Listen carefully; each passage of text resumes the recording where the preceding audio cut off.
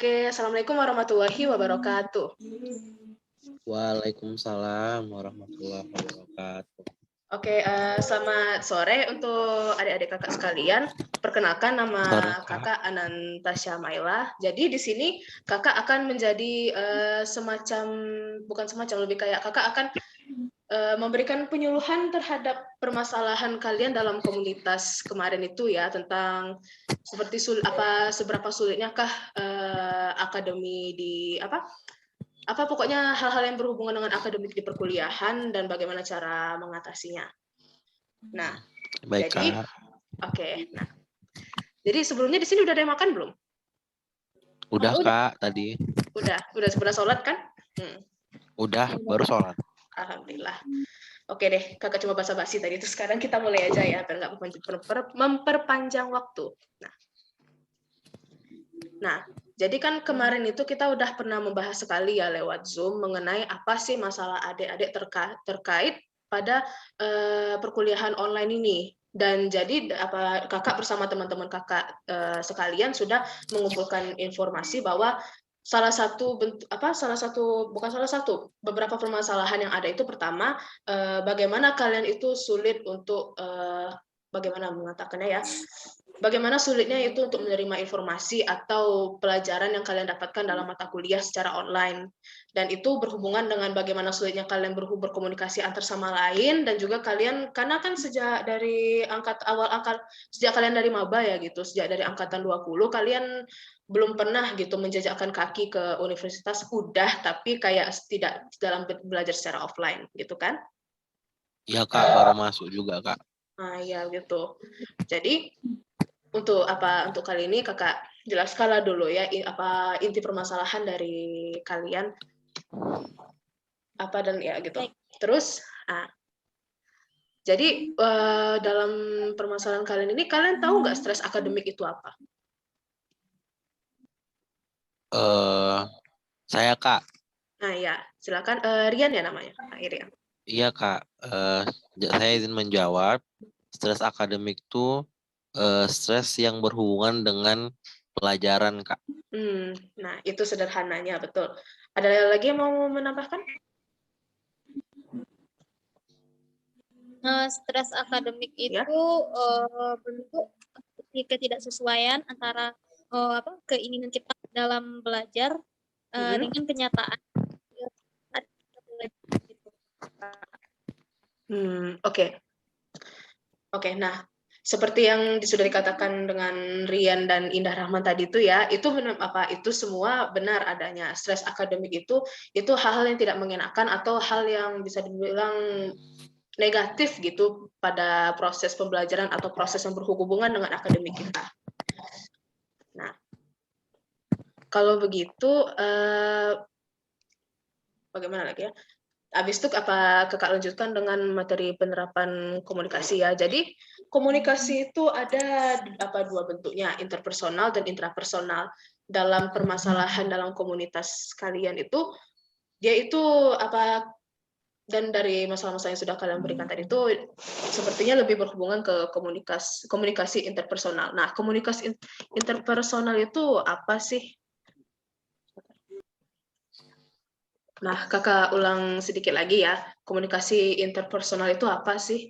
Jadi sederhananya itu, komunikasi interpersonal itu seperti bagaimana kalian berhubungan dengan satu sama lain, dengan orang lain, relasi kalian antar teman, antar teman kalian seperkuliahan, antar kakak tingkat, atau antar dosen. Nah, begitulah komunikasi interpersonal ya. Jadi, udah ngerti nggak sampai di situ? Paham. Nah, oke. Kakak lanjutkan lagi ya. Nah, apa sih pentingnya komunikasi interpersonal terhadap permasalahan yang kalian hadapi itu? Jadi, kalian kan ada sebelumnya mengatakan bahwa karena kurangnya gitu interaksi antar satu sama lain, dan juga ya dengan seperti yang kakak bilang tadi itu kakak tingkat dan dosen, kalian itu jadi kurang mengerti ya begitu tentang pelajaran yang kalian dapatkan. Jadi kalian seperti kalau kalian ingin, misalnya kalian punya satu mata kuliah yang materinya itu kalian tidak mengerti gitu kan. Dan kalian berusaha dan kalian nggak tahu mau kemana, mau menanyakan hal itu atau menanyakan lebih lanjut tentang materi itu. Karena kalian komunikasi interpersonalnya aja kayak merasa kurang gitu kan. Oke. Nah, jadi seperti yang sudah kakak sebelum katakan kan, permasalahan kalian itu terletak dalam komunikasi. Dan nah, jadi kan kalian itu sekarang udah mulai kuliah offline kan? Iya, Kak. Iya, Kak. Nah, jadi dari Satu kuliah. semester sih, hampir 1 semester. Nah, iya. Oh iya, nah, oke. Jadi dari kuliah offline itu kan kalian juga harus kayak belajar begitu bagaimana cara berkomunikasi antar sesama, karena dari awal itu kalian itu ya bisa dibilang kurang mengenal satu sama bukan kurang mengenal ya, kayak tidak tahu bagaimana cara berinteraksi satu sama lain karena dari awal kalian juga tidak mengenal gitu. Terlebih lagi kalian itu ya seperti kakak dan teman-teman kakak lain ya, kita itu dari luar Sumbar kan, tata krama berbeda dari tempat kita dan di Sumbar ini, bahasa aja beda gitu kan, kayak kakak dan teman-teman kakak itu bahasa asalnya itu bukan Minang, jadi ya kalau untuk berinteraksi dengan selain orang-orang teman-teman perkuliahan pasti bakalan susah begitu ya kan, tidak kenal dengan bahasanya. Jadi dari sini dan selain itu ya, selain dari karena lingkungan yang berbeda, bagaimana sih kalian itu bisa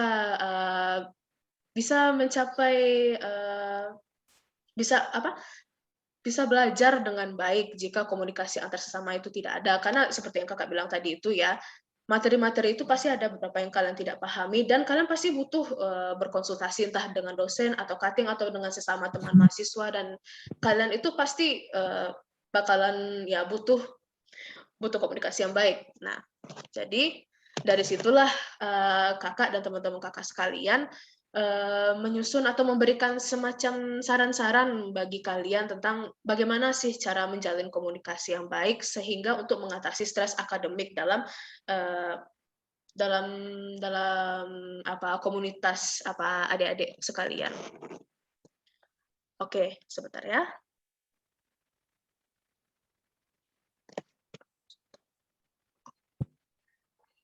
Nah, oke. Jadi bagaimana sih cara menjalin interaksi dan menambah relasi dalam perkuliahan? Jadi sebentar dulu ya. Menjalin relasi itu kayak mana sih? Nah, jadi pertama kita telah dulu ya, bagaimana sih cara menambah relasi dalam perkuliahan itu? Kenapa kita harus menambah relasi dalam perkuliahan? Ada yang tahu nggak? Tahu, Kak. Ya, Rian? Karena kita itu hidupnya nggak sendiri, Kak. Butuh bantuan orang lain. Gitu. Kalau misalnya kita hidupnya sendiri, apabila kita ada kesusahan, pasti kita bakal membutuhkan orang gitu loh. Membutuhkan orang untuk bantuan kepada kita, seperti itu, Kak. Oke, benar. Ada juga yang lain gitu. Oke deh, nah kalau gitu seperti yang Rian bilang tadi itu ya, kenapa kita perlu memperbanyak? Karena ya kita nggak bisa kerja sendiri. Kita manusia itu kan seperti yang sudah kita ketahui dari dulu, kan manusia itu hidup yang bersosial, tidak bisa mandiri terus-terusan. Nah, oke, jadi apa saja sih kiat-kiatnya? Nah, yang pertama, mengikuti UKM kampus atau organisasi kampus lainnya. Kenapa sih harus ikut UKM? Kenapa sih harus ikut organisasi? Ya, seperti yang sudah dikatakan sebelumnya, untuk memperbanyak relasi, itu yang pertama. Itu yang kedua kan, bagaimana ya bilangnya, kita tuh jadi mahasiswa tuh jangan kupu-kupu lah, kuliah pulang begitu kan. Karena esensi dari perkuliahan itu tidak hanya sekedar belajar mengikuti mata kuliah, mengerjakan tugas, pulang ke kosan atau ke rumah. Kita harus ada melakukan sesuatu yang untuk menambah ya pertama pengalaman, kedua untuk menambah seperti apa ya, menambah pengalaman kita untuk di masa depan nanti. Dan itu yang kedua, dan ketiga tentunya memperbanyak relasi. Kemudian yang kedua, berpartisipasi aktif dengan acara-acara kampus. Nah, jadi kenapa sih kita harus berpartisipasi aktif dalam acara-acara kampus tersebut? Sama aja dengan poin yang pertama tadi. Yang pertama untuk menambah relasi, itu yang pertama pentingnya. Yang kedua itu untuk menambah pengalaman. Karena kita tidak tahu ya seperti apa masa depan nanti. Kita tidak tahu di mana kita bekerja, kita tidak tahu begitu apa yang akan terjadi setelah kita lulus nanti.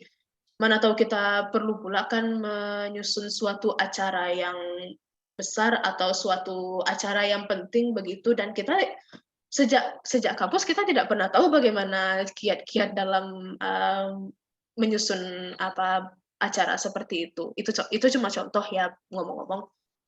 Jadi dari pengalaman di kampus inilah kita bisa belajar untuk melakukan hal itu. Nah, yang ketiga, ikut dalam kegiatan sukarelawan. Nah, selain untuk yang tentu saja yang sudah Kakak katakan berkali-kali menambah relasi, itu juga akan meningkatkan empati kita terhadap sesama. Nah, itu tadi kiat-kiat untuk memperbanyak relasi ya. Nah, itu kalau untuk ya seperti setingkat mahasiswa atau cutting, tapi bagaimana dengan dengan dosen? Bagaimana dengan dengan orang yang lebih tua daripada kita dan yang mengajarkan mata kuliah kita gitu. Jadi dalam perkuliahan itu dosen dan guru itu walaupun tugasnya sama ya, tapi mereka itu berbeda dari hal apa, Kak? Kalau kalian ada yang tahu nggak apa bedanya? Apa ya, Kak? Nggak tahu. Oke. Kalau Indah, ada nggak perbedaan antara dosen dan guru? Kalau menurut Indah, perbedaan dosen sama guru itu ada di ke mereka gitu. Jadi misalnya kalau kan itu kayak anak ke ibunya gitu kan.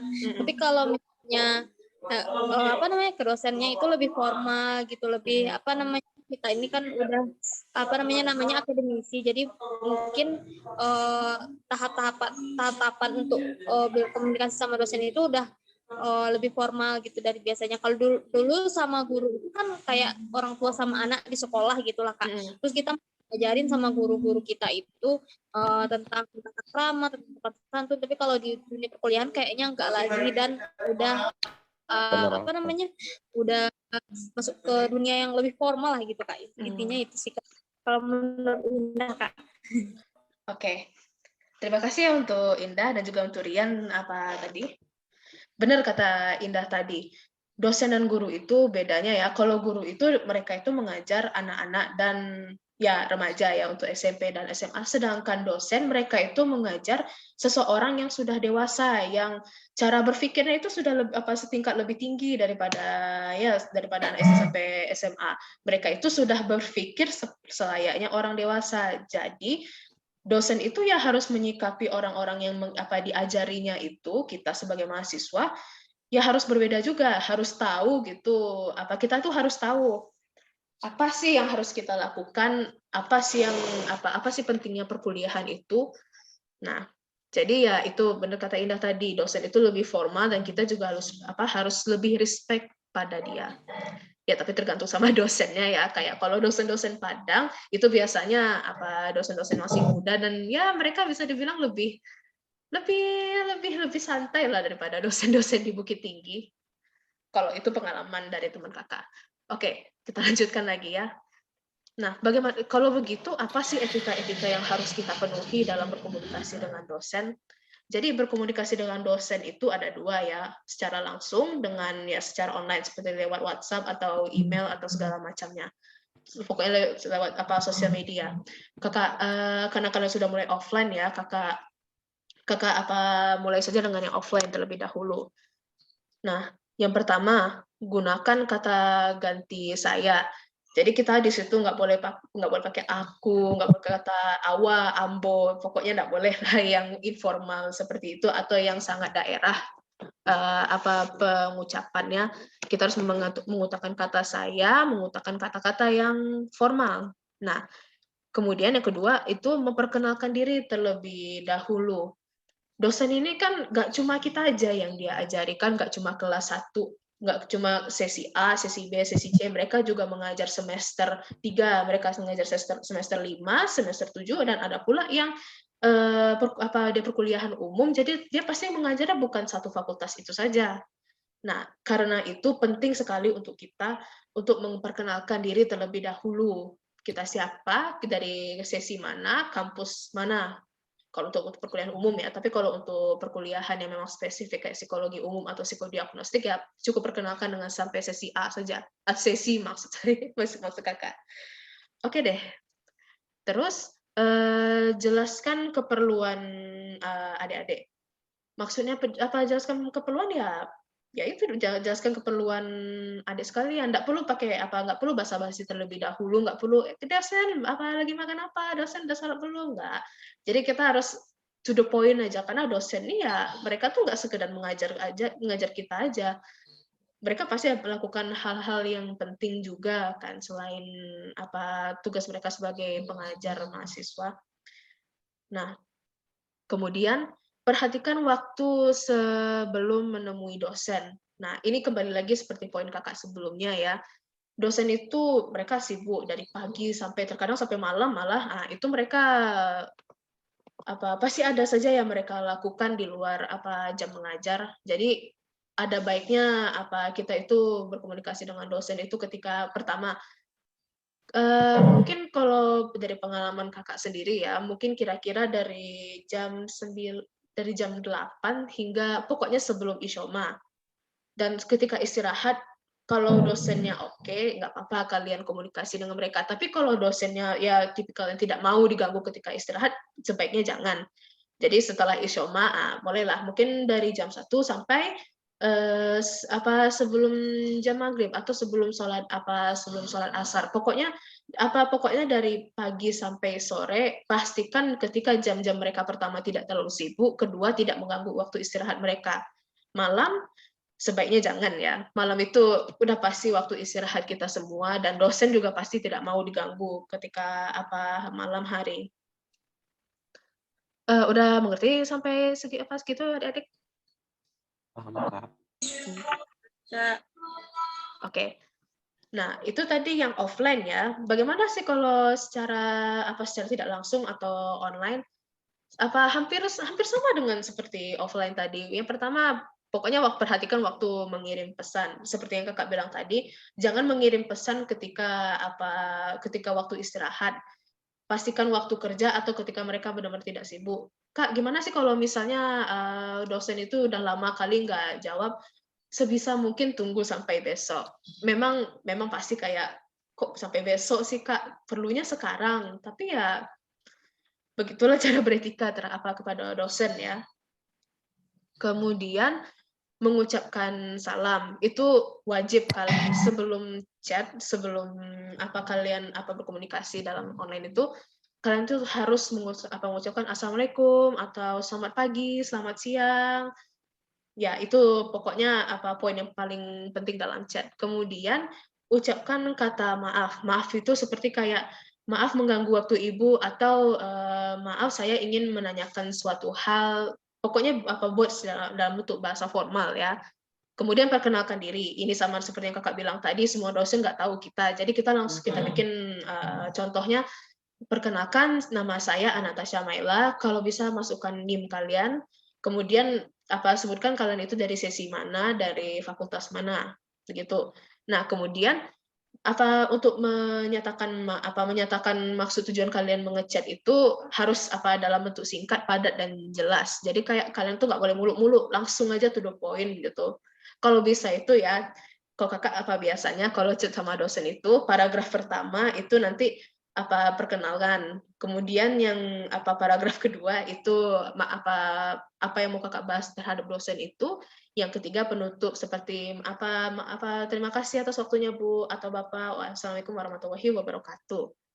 Nah, ya itu kiat-kiat dari berkomunikasi kepada dosen ya, dan juga kepada orang-orang seperti kepada cutting atau bersama teman yang lain.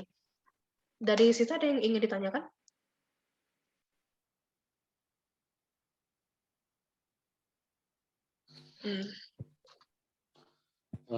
Izin tanya Kak. Ya. Berarti salah satu cara kita bisa menghilangkan stres dalam perkuliahan adalah dengan berkomunikasi, menjalin komunikasi dengan baik ya Kak. Iya. Oke, ada lain? Ada yang lain?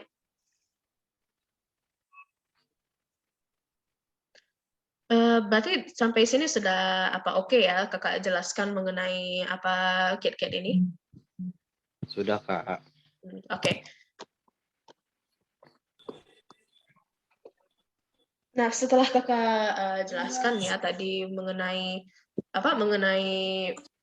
permasalahan kalian serta solusi yang bisa Kakak berikan, yuklah kita bahaslah sedikit sebentar. Nah, kali ini kita sharing-sharing lah ya, kalau begitu. Dalam perkuliahan kali ini, apa ya bisa dibilang, apa permasalahan kalian atau ada nggak ingin kalian bahas ya mengenai perkuliahan online ini? Terutama kalian tuh baru offline gitu kan, ada nggak yang mau dibahas gitu? Apa ya Kak Indah ada, kalau Indah. Ya, kalau Indah ada yang mau dibahas nggak mengenai perkuliahan kalian itu? Kuliah ya seperti biasa sih Kak, masih takut-takut. Mau bertanya takut, karena nggak paham. Gitu, itu aja sih. Selebihnya aman. Oke. Kalau Indah sendiri ada nggak masalah dalam perkuliahannya gitu? Masalah perkuliahan, Kak.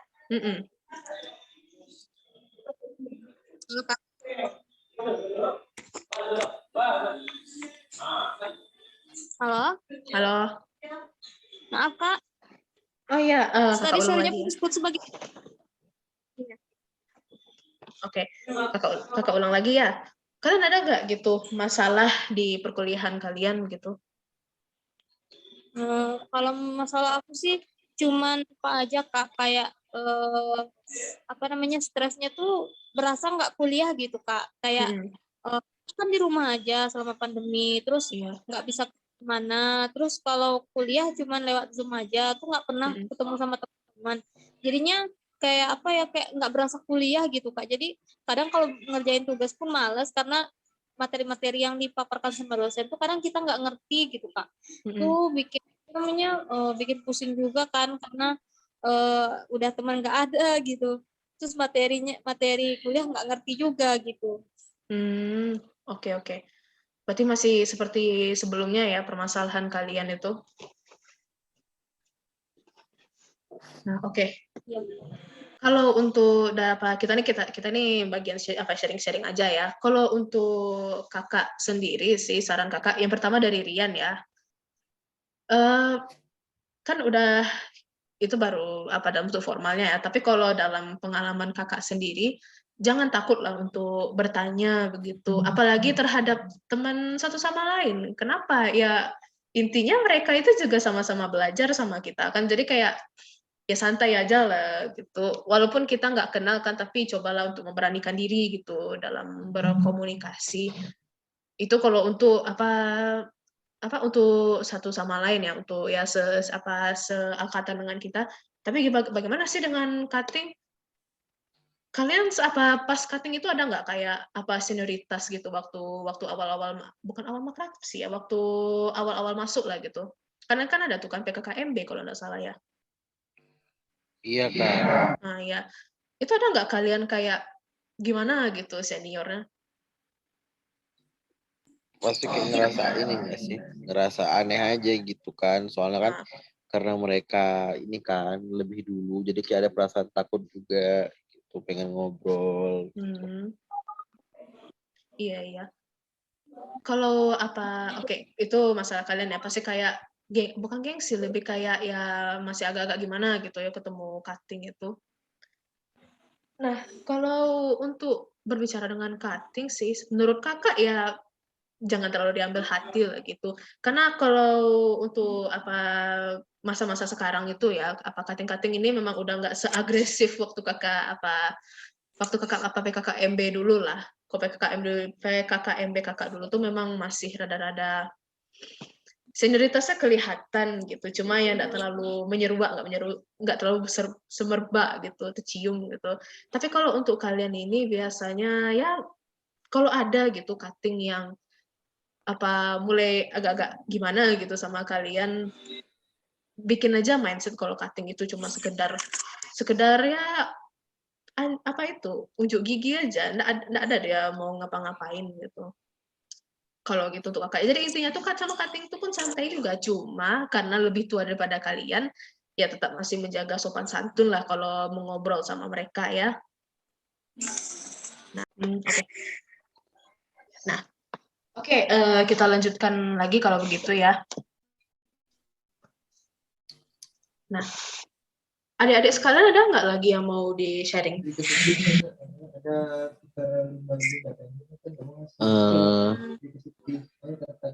Ini Kak. Tentang akses buku Kak. Iya benar. Oh, Akses buku kan, nggak tahu mau kemana perginya gitu. Oke. Kalian ada nggak gitu kayak nanya-nanya gitu sama yang lain, sama teman lain gitu?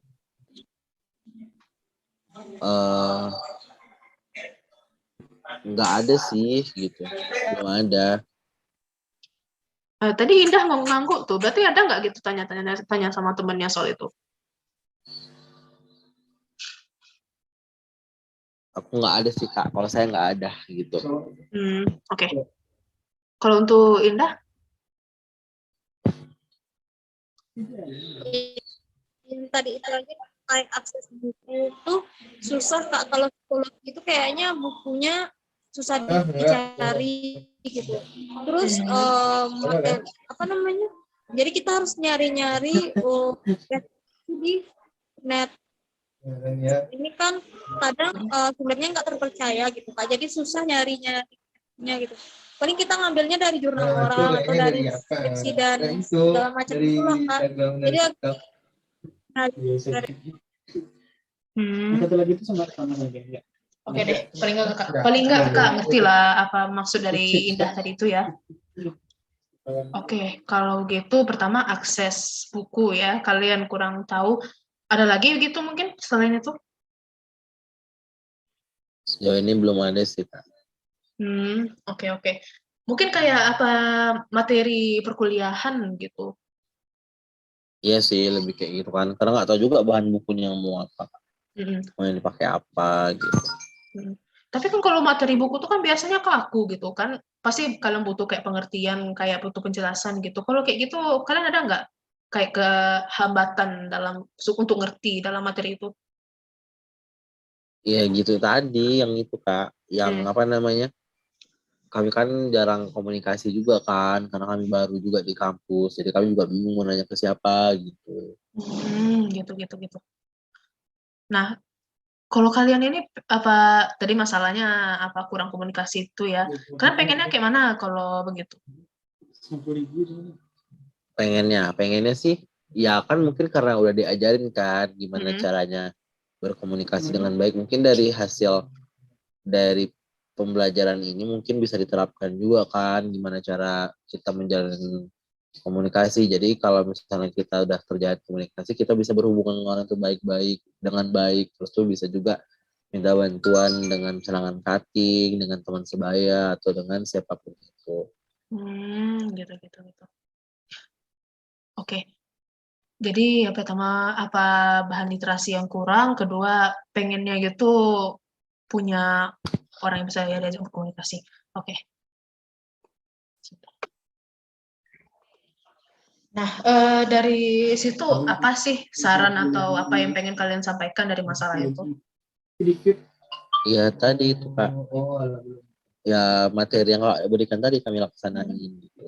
Terus tuh ya berusaha menambah pertemanan, berusaha menjalin interaksi gitu. Oh iya, dia nggak tahu. Benar sih. Jadi mulai dari literasi dulu lah ya. kalau literasi memang benar harusnya tuh gak ada gitu kayak semacam sesi atau mungkin ada yang memberi penjelasan tentang bagaimana sih cara akses terhadap buku-buku dan segala macamnya untuk kalian, karena ya tugas itu kan tugas untuk perkuliahannya, apalagi berbeda dengan SMA, SMP gitu-gitu. Harus ada literasi yang jelas dari mana kalian dapat sumbernya dan segala macamnya. Kalian udah masuk kan ke kelas itu penulisan karya ilmiah?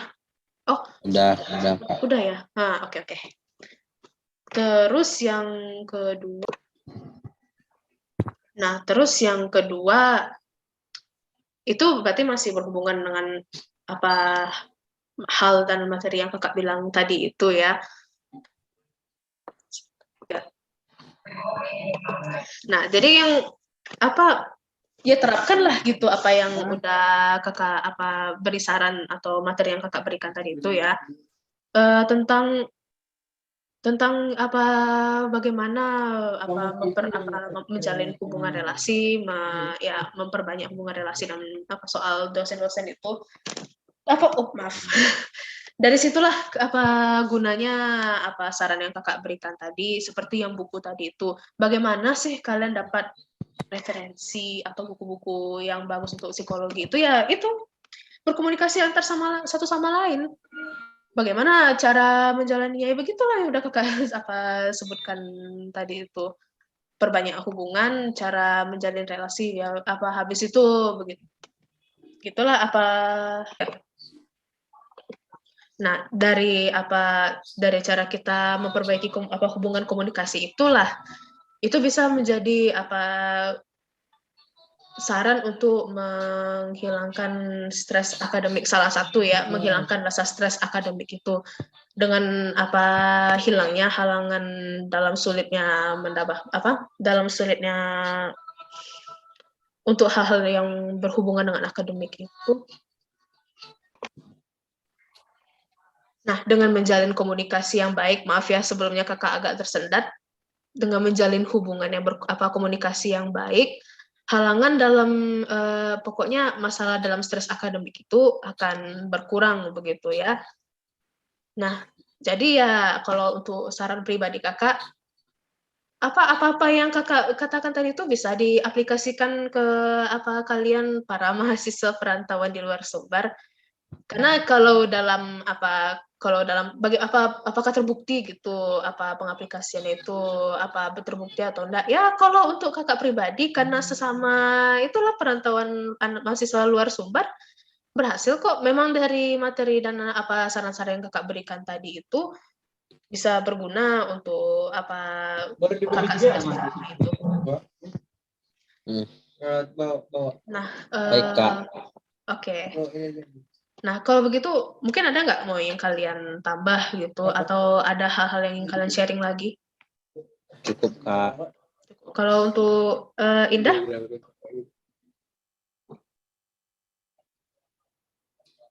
Cukup sih Kak. Cukup sampai segitu. Oke. Nah, selanjutnya kita mungkin setelah sharing ini nggak mungkin kita nggak ada ngapa-ngapain kan. Jadi ya mari kita refresh otak dengan sedikit permainan. Kita main kuis-kuisan lah kalau begitu ya. Oke, nah kita udah selesai main tadi itu ya. Sekarang untuk bisa nggak adik-adik sekalian memberikan kesimpulan dari materi yang sudah kakak berikan tadi? Mulai dari Rian. Jadi tadi kakak ngejelasin bahwa permasalahan dalam komunitas kami itu karena kami itu stres akademiknya disebabkan karena kami itu kurangnya komunikasi dan interaksi, sehingga tuh kami itu susah untuk berkomunikasi. Akhirnya ketika kami nggak paham, kami bingung mau nanya ke siapa gitu.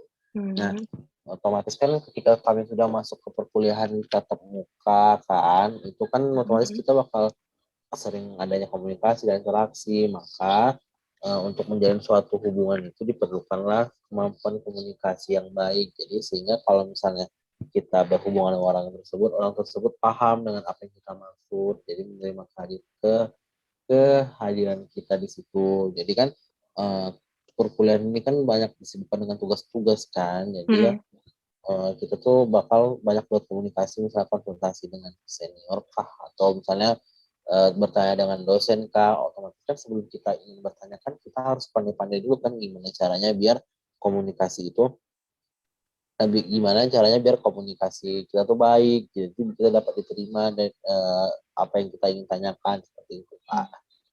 Itu sih. Oke, thank you ya Rian. Ya Kak. Nah, kalau begitu bagaimana dengan Indah Rahman kalau begitu?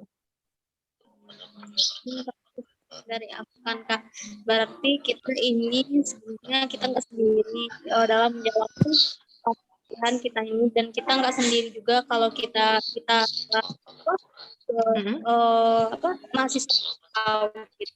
Jadi mahasiswa kita sendiri aja banyak orangnya. Depannya semoga aja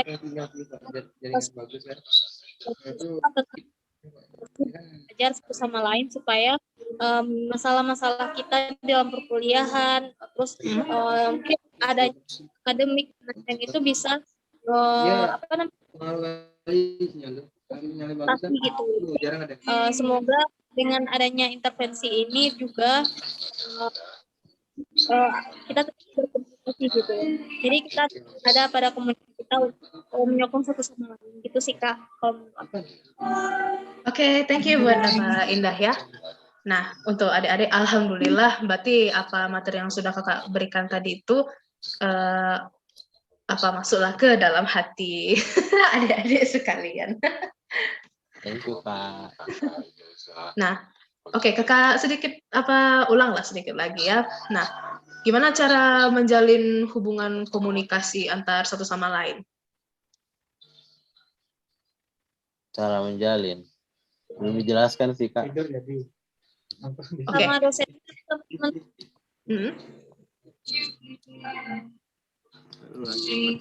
Oke, kalau begitu bagaimana cara kita memperbanyak relasi memperbanyak relasi di dalam perkuliahan? Ikut kegiatan kampus, aktif organisasi. Nah, oke. Nah, terus mengenai etika kepada dosen tadi bagaimana? Ya, pokoknya ketika dosen itu kita ketika memberi pesan dengan dosen itu perhatikan juga waktu kita memberikan pesan itu jam berapa, mengganggu enggak, istirahat si dosen, terus perkenalkan diri, ucapkan salam, tujuan kita tuh harus singkat padat dan jelas, kemudian diakhiri dengan terima kasih, wassalamualaikum. Oke. Ada yang bisa menambahkan lagi atau mungkin ada yang punya pendapat lain? Nggak ada sih Kak. Oke. Nah, oke. Kalau begitu untuk alhamdulillah untuk intervensi pada komunitas adik-adik sekalian sudah oke ya, alhamdulillah. Nah, cukup situ saja dari kakak dan teman-teman sekalian untuk untuk kesalahan dan segala macamnya kakak mohon maaf. Assalamualaikum warahmatullahi wabarakatuh. Waalaikumsalam warahmatullahi wabarakatuh. Terima kasih Kak. Iya, sama-sama Dek. Iya.